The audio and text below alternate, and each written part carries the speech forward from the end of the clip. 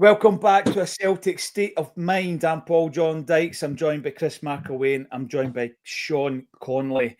Guys, I was just saying before we came on there, it's almost worth the disappointment and the worry and the anxiety going to 1-1 just for the last few moments there. Sean, describe your emotions right now.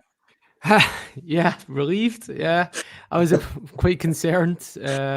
Kilmarnock looked like they might have snuck a winner at some point there. We did not look good at defending those set pieces, those corners. Shouldn't have been a surprise, really, looking at the size of the Kilmarnock team versus us.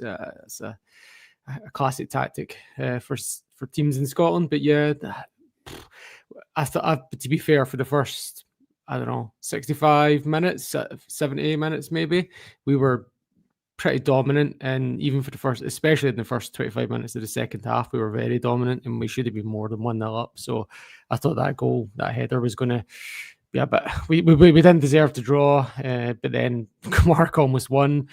Nygren just, I don't know, what we can talk about it when we break it down, but my heart was in my mouth a few times at one each, and even at 1-0, and then. Yeah, penalty to death, last kick of the game. Iheanacho, who had been absolutely awful to that point. So, I thought none of the subs were effective, to be honest, and he was one of the worst of the lot. And then when I seen him getting the ball, I was like, oh my God, no. But it was actually a really good penalty that he hit, and maybe that'll get him off and running, some confidence, because, Tenetke was the clear man in the match until he cost us the equaliser by letting his man go. And then you can see him in his own face. Tenetke himself is going to the bench, shaking his head. He knows that he's at fault for that equaliser. And yeah, so I'm still, I'm not sure, man. I'm still in shock a bit, to be honest. Ian actually just got a kiss on the forehead there by the kit man. I'm keeping a wee eye on the kind of aftermath here, and the fans going ballistic, still going ballistic. And it's phenomenal to see, right? And obviously the players going up to the fans, and Ian actually getting the special treatment to go up and get the adoration from all the supporters behind the goal. And then it flips over to the board stand sitting up there, and one of them's just on their phone. You know what I mean? It's just like, what are you checking, mate? What are you checking? The share price? Seriously. And it just shows you're in the moment of emotion. Like I'm saying, Chris, I mean, you can't describe a last-minute goal. I mean, you're 95 minutes into the game, actually. Absolutely tremendous. And the pouring rain all day long, the fans, I thought they were outstanding. Once they finally got in, once they finally got the drum going, they were outstanding. And it was one of the games, I mean, it almost feels, although I don't disagree with Sean, it almost feels unfair on Tenetke because he was so good. Yeah. He was so good. Every time he got the ball, there was intent. I was looking at him thinking to myself, I can't wait till Jota comes back. Then we're going to have two actual wingers at the football club. And again, not looking for negatives, because at the moment, James Forrest is still your best right winger right now. And I wouldn't want to move to Netke just to accommodate Balikwisha just now. Sum up your thoughts. There was a lot, a lot of emotion surrounding this game going into it, Chris. Obviously for the fans, for the action, everything that's been happening leading up to this with meetings of associations and groups. And to get that win, it was a lift weighted off the shoulders. It felt like that. It does. I mean, there's a lot of relief and a lot of elation. But, even before I talk about my emotions, I want to echo what you said about the fans. I thought from the way the fans collectively have conducted themselves, no issue with the guys who went in before the protest. That's absolutely their right. But then the noise that came from the fans coming in after the 12th minute, and you could see that this was all about galvanising the team when they came in. The protest is done, that part's done, and then it was really getting behind the team. And I thought it was so evident, certainly on my coverage. You can hear the songs coming through, you can hear the support for the team, and I thought they were absolutely, to a man, woman, and child, I thought they were excellent. So credit to them genuinely for doing that and staying with the team right to the end. And you see the emotion when the game ends, as you say. They scramble on, they're all over Iheanacho, and it's no longer about recruitment, it's no longer about the circumstances where players came in, it's about what's happening now on the park, and we'll keep the other elements separate, right? The other element will continue working as supporters and with the powers that be to try and improve things on that side, but that emotion at the end was all about for the manager, the players, you know, and that never say die attitude. And look, people will have opinions on the penalty. Bottom line is, big pressure moment, and your new signing, Kelechi Iheanacho, goes up, and I agree with Sean. I thought it was an excellent penalty. I'm not a fan of the little stutter penalties, but by God, he nearly burst the net with it when he had it. And I think, you know, we've got to use this as a catalyst. 3 points was the most important thing today, and I think there were enough positives in the performance for me. Still, some of the same criticisms and the same points of concern. You know, we not finishing teams off, quality dropping off when it comes to substitutions, the balance of the team not being maintained after substitutions, you know, being very, wasteful in front of goal at times, even when we're getting good service. But then you look at, you know, Tonekte coming in, I thought looks absolutely the heir apparent to Jota. I thought he was excellent. I thought really, you know, full of intent, taking his man on, always trying to do something positive. Yeah, okay, look, you know, I don't want my winger marking, you know, a big tall guy at the box. It happened, he lost his man and the goal went in. But he created enough for me that we should have been out of sight at that point. I mean, I think it was about 85% possession since we scored the first goal up until the last 10 minutes. So we were very, very dominant, and we just have to find a way of turning that dominance into goals. You know, we have to find a way of turning the dominance that we have in games into goals. So Tonekte, I think, is one piece of the puzzle. I think, you know, other players, Balikwisha, I think still needs to step up. Not seeing enough from him yet. Sriracha, you know, we kind of spoke about the positives and negatives at half time, but he put in a cracking cross for the first goal. And Maeda, you know, doing what we want him to do, which is be in that middle and score the goal. And your two strikers today, probably your two best strikers, you know, depending on your perception on Iheanacho, both got amongst the goals. So there are definitely positives to take from today. But at the same time, I think we need to see improvements in certain areas of the pitch as well. You know, if we want to be balanced about this. The elation's there. I'm delighted. Love the 3 points. This team can still go up levels, I think. Yeah, I think a big part of that, Chris, goes down to the fact that you're playing with a defence there that has got two full-backs that have just been thrown together. You're then looking at the two wingers who have just been thrown right in at the deep end, and it's going to take time for those relationships on the park to start to develop, and then you get more of a flow about it. Sometimes when you do this and you throw in new guys, it takes a while for that to come together. But today we did get the result, and we can pick holes in individual performances. I mean, I've seen Liam Scales playing two shocking passes that really put us under pressure. Lost possession when he carried out as well, remember? It's not just the new guys, you know, that we could look at all the different elements of the performance that can be better.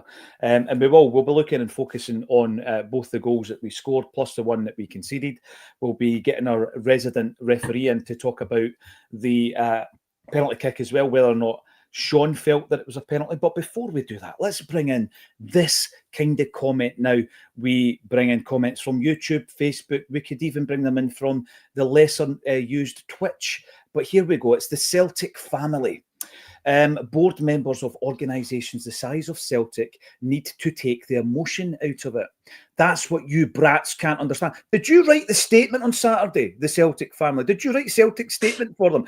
That's what you brats can't understand. You aren't capable of understanding it. Take a day off, seriously. Right, Phil Sorrow.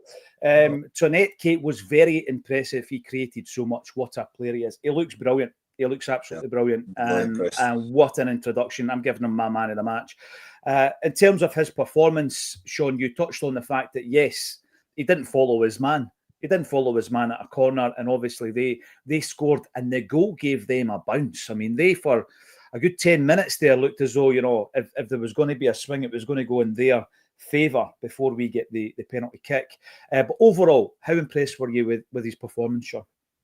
Oh, very impressed. I was kind of like trying to tell myself, don't come on and say it. Don't come on and say it. It's too obvious. Don't come on and say it. But here I am, and I'm going to say it. Imagine if we had him for the Champions League games and Ibrox, and how the outcomes would have been different in those games. Is what I was thinking while I was watching him play and absolutely dismantle the Kilmarnock fullback. Like, that guy is going to have like a lie down and some chamomile tea after this game. He must be absolutely inside out. At one point, they doubled up on him, and he just went, "Actually, do you know what? I'm just going to try and take you both on." And look, he didn't manage it, but like just to watch him, like just be like, "Okay, I'm still going to go for this. I don't care that there's two of you. I'm still going to go for it." And what ends up happening is he loses the ball, but it goes back to Tierney, who's absolutely free because there's two guys, so like it's fine. I don't mind really. As we talked about half time, like the kind of wild card thing, but the percentage thing there is there's two men on you, play it back, and he just went, "Nah, I'll just take you on." So I really enjoyed, like, he was just going past players like Will, and it almost inspired people, like, because the one I just talked about there, where he takes the two men on and loses it. 30 seconds later, James Forrest is like, "Oh, well, if he can do it, I'll have a go," and Forrest instantly loses the ball. But and it was only one man that he was trying to take on. But either way, he was quite inspirational to the team. Obviously the corner notwithstanding, he's beating himself up. I'm sure we'll address that training, blah blah whatever. But yeah, man, I think we've got one there, and I don't know why it took so long and so late, and I don't know. I'm disappointed that Balikwisha has not had the same impact, because they're both come in as £5 million players, and you'd hope they'd both be the same, but so far not the case. But yeah, excited, and I can talk about anything else you want. But you asked about Tonetki, so 100%. The thing with Balikwisha, and I want to make a point of this, I'm not getting on his back this early on, right? At this moment in time, and I will ask you guys what you feel about our front three, what you feel about what is going to be our strongest front three. I think that's an interesting discussion. But Balikwisha, he's thrown into a game against Rangers where we were poor. We were really poor. We didn't create much. Things might have been different had we not been pulled back for a non-foul on Tavernier. And you think, well, that moment you're basically one-on-one with Butland. Who knows what might have happened? But it wasn't great today. The only thing I would say in his favour is, and we said this before going into the game, they're both naturally left wingers rather than Balikwisha playing on the right. Did that affect him? Possibly. Did the weather on the pitch affect him? Maybe. So yeah, I'm not about to write him off, and I think it's all about getting him more games, Chris, and getting him into a rhythm of play. What I liked also about Tonetki was Iheanacho came on, and you're looking at him, big name player playing with the Man City and Leicester and English Premiership, etc. And he plays a ball that's maybe a yard just ahead of Tonetki, and Tonetki went through him, and I love that. It doesn't matter how big a profile you are, mate. Play the ball at my feet, or just play the ball that I want, and I think that's a good thing. Yeah, I spoke about the pre-match. I spoke about what I want to see from a winger, and I think Tonetki embodied all of it today. I thought there was good attitude, there was energy, there was the bravery to go and take players on. Sean's referenced that, he's got the option to play it safe. I don't want my wingers playing it safe. We've got players in the team that can play it safe. I want my wingers to be the risk takers. I want them to be the ones who feel that they are empowered enough and capable enough to go and take on one or two players and make something happen. And I think Tonetki's game was all about that today. Balikwisha, I agree with you. I'm not going to come down too hard on him, but I got the impression from watching him today and from watching him against Rangers that he's just trying to find his rhythm. He's trying to find his feet. I don't think he's quite ready to take the same level of risk yet. He'll need to do it. He will need to do it, because there isn't anywhere to hide in this team. And we've seen it with players like Yang. We've seen it with players like Palma. You need to step up at some point. So he'll get a grace period, but it won't be a long grace period. And the point where we're depending on Balikwisha to make something happen, he'll need to step up, because you won't always get bailed out like you were today. I think if we hadn't won today, there'd be a lot more scrutiny on Balikwisha's performance. So he does have still all to prove, but he's just got that little bit of patience that I think we need to have with him. But you're right. I mean, I think Tonetki, I just think you look at him and you think that's as Sean said, that's what we needed earlier in the season. That's the profile of player we need. Someone that's just got. It's not just about saying he's a pacey left-sided winger who likes to take his man on. It was his character today that I really liked, as you say. Doesn't get the pass once. Yeah. I've just seen the highlights there. The player that he's turning inside out is James Brown. I can guarantee you he does not feel good tonight. So somebody needs a welfare check on that guy. Yeah, absolutely. And that's what I also want our wingers to do, right? That's the Celtic style winger. And I'm sorry, I know that's the old stereotype, but that is a Celtic style winger. Someone who just turns players and crying out for it, mate. Crying out desperate for it. So I'm going to celebrate that, even though it was a tough match to watch in periods today at times. I think you got to grab the positive, and for me, Tonecki was absolutely complete positive. I can excuse the goal, first game, still trying to get used to the Scottish game, his opposition, all that sort of thing. I think Costas maybe I'd have felt harsher about it, but look, he did enough positive stuff in the game to let me, say, okay, fine, that's just something to work on. Yeah, without a doubt. There's loads more to talk about, and we'll be bringing up many more comments. And the Scottish Premiership table looks like this. Celtic are top of the table, having won 4 and drawn 1. We're on 13 points, goal difference of 7, which is 1 more than Hearts, who are in second place. And a big shout out, actually, to Quinny. And I know we're early doors, 5 games in. Quinny had the audacity to talk about Hearts when I think it was at the end of last season, actually, before going into the summer months, talking about Hearts and how they were getting their act together. So fair play to Quinny. Regardless of what happens, he did shout it out early. I'll run through the rest of them. So we've got Hibs sitting on 3rd place, followed by St Mirren, Dundee United and Motherwell. There's your top 6. The bottom 6, Livingston, Kilmarnock and Falkirk. Then Rangers, Dundee and Aberdeen. So there you go for all the usual trolls who tune in for a wee update. There's your update. Rangers are sitting 10th. This is why our coefficient's in the tank, because we've got the 10th and 12th teams in the league representing us in Europe. I know. Aye, well done, Sean, and well done for reminding us that in terms of bringing a player in and a player having an instant impact. This is why it's so frustrating where you're going into these games, these qualifiers, and you don't have your bodies in the door. I mean, it's not good enough to get them in and register them and then they play the next day. That's not good enough either. But it's better than not having them in the door at all. Now, some of the comments coming in, Chris Ederson comes in on the YouTube to say, be raging if that was against us. You are talking about the penalty. Loopy33 says the penalty was a little dubious. I'm going to go, before giving my view on this, to Sean. And for anyone who doesn't know, Sean is a ref in your spare time. That's one of your the things that you do in your spare time. Sean, what's your take on the penalty? Not a penalty. Is this to do with... Yeah, but simply... Well, can I tell you, because it's actually... I like talking to referees to get that view on it. And I think we've been in a position where we've spoken about this before, and it's about the speed of the ball and his inability, because the hand's already in this position, his inability for that to ricochet off himself and move his arm out the road.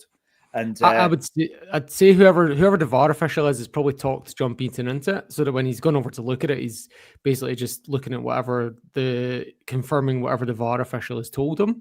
Right. But here's my interpretation of it is thus: that the IFAB rule says that if a teammate kicks or hits the ball off of another teammate's hand, it's not a handball unless it leads directly to a goal. So, for example, if Callum McGregor kicks the ball off Iheanacho's hand and it goes straight in the goal, that's a handball. But in any other circumstance, when a teammate kicks it off their own teammate's hand, that's not a handball offence. So the only way that this one here, because I've seen the replay a few times, and I don't know the names, but one of the defenders stretches his leg out, kicks it to clear it, and it comes off your man's hands. Now, the guy's hands are out away from his body, so his silhouette is unnaturally bigger. So if it's a James Forrest shot and this guy's hands are out and it hits his hands, that's a penalty. But because it's his own teammate, has kicked it off his friend's hands. So that's why I was kind of watching the replay closely to see who got the last touch. So the only interpretation I can think of is they've not considered that as an act of kicking the ball, is they're considering it a deflection. Right. And even under that interpretation, I still think it's incredibly harsh to penalise a deflection from that range, that pace, that distance. So his hands are in an unnatural position. If a Celtic player kicks the ball off his hands in that position from anywhere more than 3 or 4 meters, then that's a penalty. But because it's a deflection, because it's his own teammate, that should not be a penalty. Very eloquently put as well, and I'm wondering on Sky Sports as we sit here if Chris Boyd is making the argument as strongly as our very own Sean. Chris, here's my argument: we won the game 2-1, so it's a penalty, right? Maybe at the I'm end of the biased. day, if your auntie has testicles, right? But like, it was a goal, it was a penalty. It was a penalty because he gave a penalty. But like, yes, it should not have been awarded as a penalty, in my opinion. No, that's fair enough, and I think it shows a great deal of balance and restraint as well, particularly with the emotions running so high. Can we go back to the first goal then, where we open the scoring, and it is a fantastic assist from Sirachi, who I think, if I was looking at him throughout his entirety of his first start for Celtic, I thought he did okay. I think, again, it's going to take a while for him to get into the groove of Scottish football, Celtic, and everything else that goes with that. He didn't seem to be playing a typical left-back role. I think you've seen that when Kieran Tierney came on, he was very much stuck on that touchline. He seems to like to drift inside, and it's probably because of that he found himself in probably what you would describe as an inverted full-back role to play that ball in. And what a ball it was, Chris. Maida gets on the end of it brilliantly, and I loved his reaction as well. Yes, and no, it was really nice to see. And I tell you, it was a really good goal, because as good as the cross was, to direct that header at that pace was pretty impressive. So, yeah, look, we know Maeda is a goal scorer. We also know he's going to be he's a goal scorer when he gets a good few opportunities, and I think that's the key challenge now in this Celtic team. Depending who it is that's going to play up front of me, Ian Atcho's, will take him a bit of time to get up to speed, and the fact we've got Maeda there.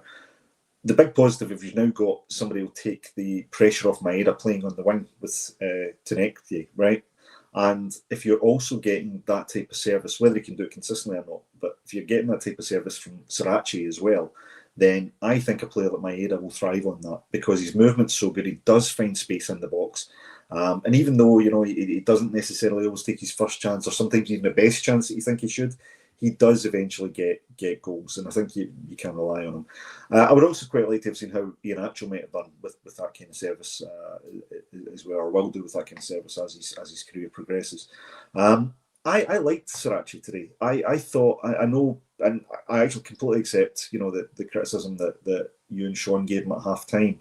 But I think for his first appearance, he was doing things that I used to enjoy seeing Greg Taylor do, in terms of going forward when teams are sitting back. He is coming inverted, he's finding pockets of space in midfield. He's trying to link the play. I thought his passing accuracy was pretty poor today, and I mentioned that. A couple of times he plays the ball ahead of a player or behind a player. Did it a couple of times with Kilmarnock. But he didn't shirk the responsibility. He was constantly looking for the ball. He was constantly trying to make something happen. Maybe we might have seen more vulnerability or more frailty from him if he came under the same sort of pressure that Tierney did in the second half, when Kilmarnock sort of realised they had to have a go and they got that impetus. And then, we did start to see a bit of, Kilmarnock getting a little bit of profit down that side. But I saw enough in Sirachi today, and particularly with, as I said earlier, the link up, or the promise of a link up with Tenekti, that I think we could have a decent player there. And I think, if it does allow us to manage Kieran Tierney's fitness, if it does allow us to, rotate Tierney to an extent and give him that opportunity to get up to speed, because he's not up to speed, right? We've said it, he needs to really get his fitness up and, get back into the routine of things. But I think Sirachi looks, based on what I've seen so far, like he could be a capable deputy. But it's early. It's very, very early.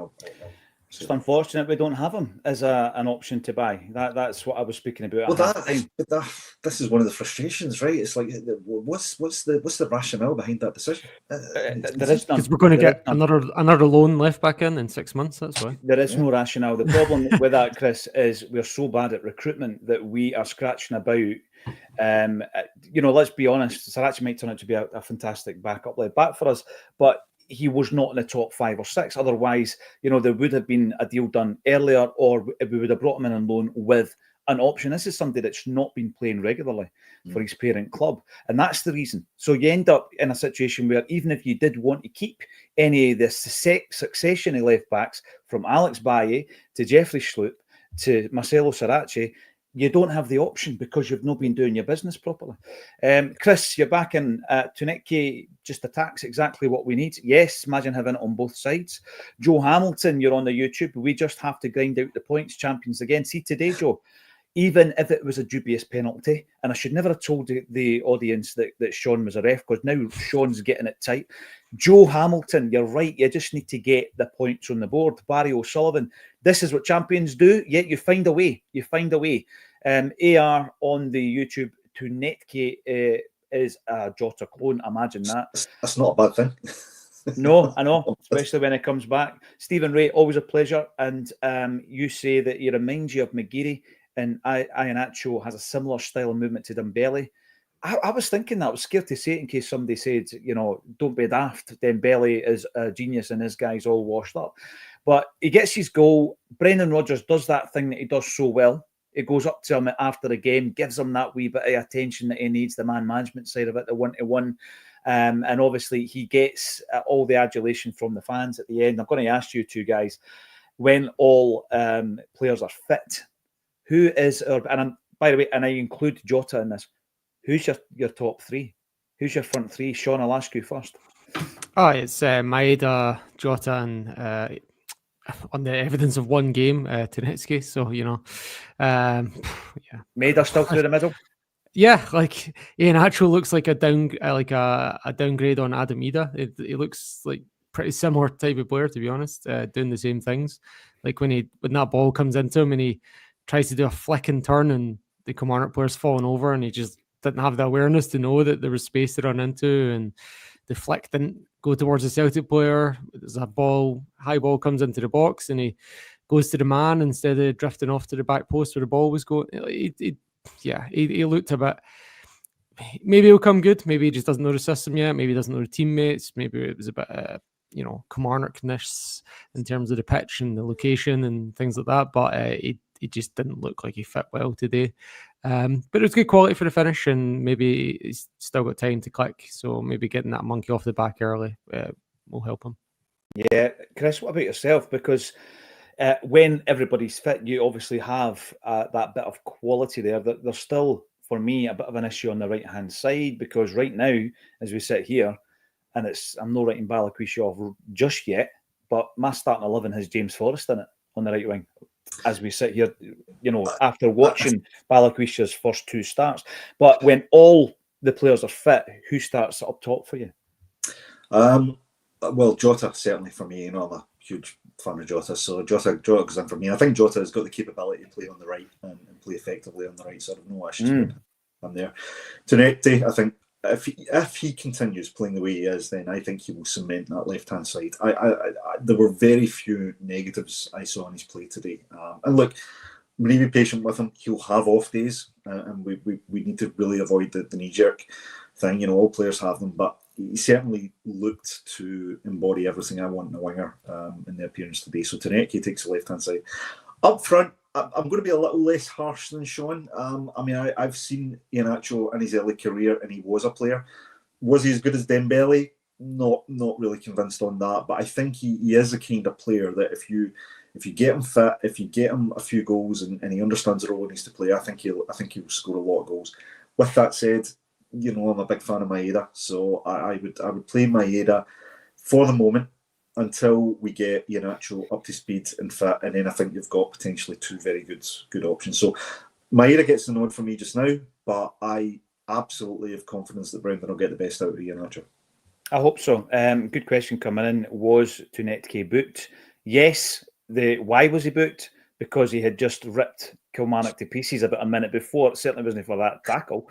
Tony Harishok, if you get a penalty, it's a penalty. That is my take. That is the extent of my knowledge. If Celtic get a penalty, then it is one, right? Paul Maguire, what is happening with Bernardo? I don't know. To be honest, he is the seldom seen kid at the moment. I will say, of the subs that came on, McCowan was the only one that I thought was actually an improvement. Could I talk about McCowan for a second, guys? I'm going to bring this up first, right? This is quite important, and I'll touch on it during the week, because I know that the match day audience is slightly different from the kind of weekday. I'm not saying completely different, but there's other people who will watch this during the week, and I'll mention it again. But it's going back to AG.